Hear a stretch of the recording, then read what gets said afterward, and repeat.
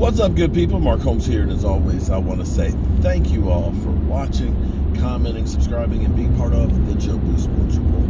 Without you guys, as well as you ladies, you know that this literally does not work. I hope everybody's having a great Monday. Some news out here, thanks to Gina, appreciate you sharing it with us, is that AJ Green is retiring. And see, this is one of those things that you think about.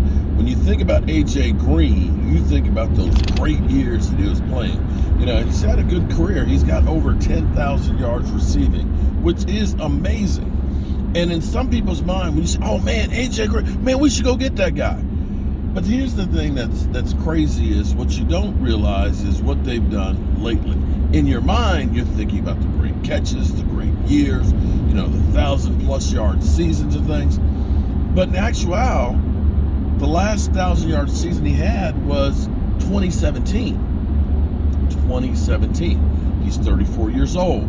This past year, like 248 yards. Now, the year before, with the Cardinals, it was like 848 yards, which is good. That would be number 2 on our team. But the previous couple of years, you're talking about 400 or 500 yards. And so he's decided to call it a career.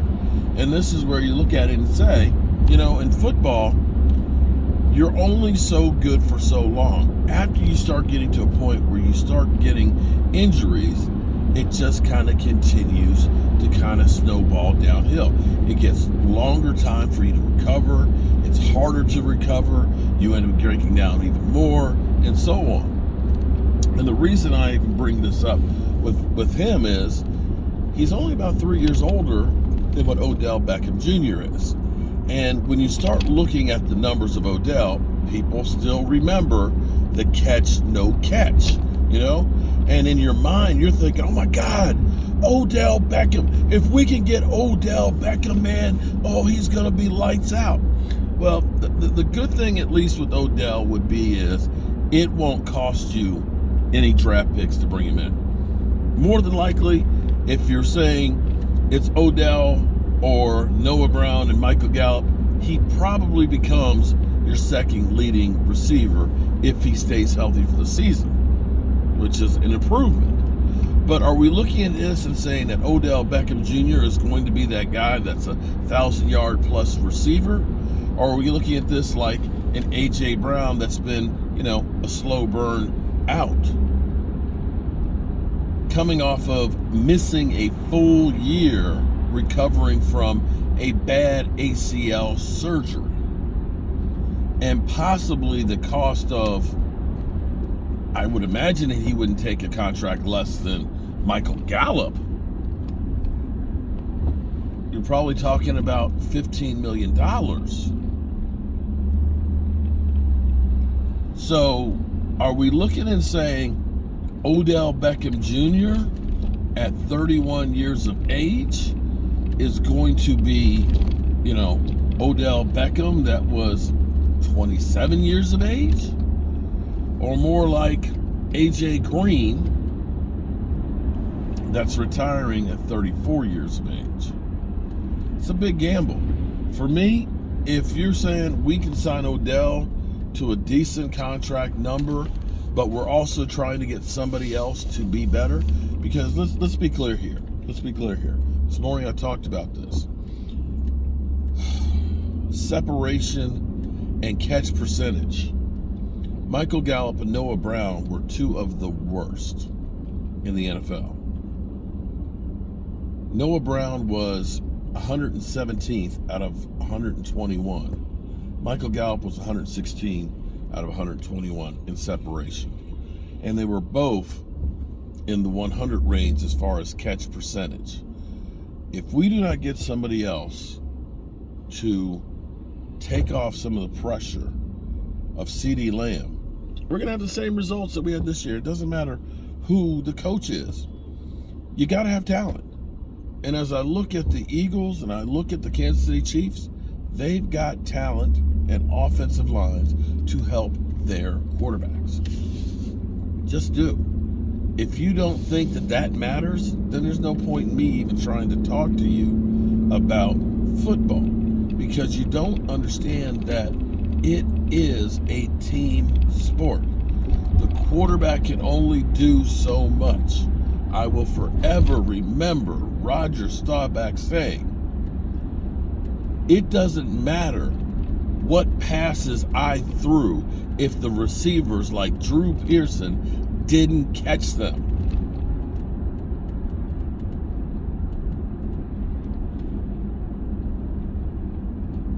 Yeah. Now, knowing the Cowboys, knowing Jerry Jones and Stephen Jones, it's all about the circus. It's all about the hype. It's all about the buildup and selling hope. And when we think of guys like Odell, all of a sudden you say, oh, we got Odell. In actuality, you got old Odell. That's my thoughts on it. Maybe you think differently. Maybe Odell will be better than we think, but I'm trying to get young talent. See, this is the difference between what the Rams did versus what the Eagles did. And you know what?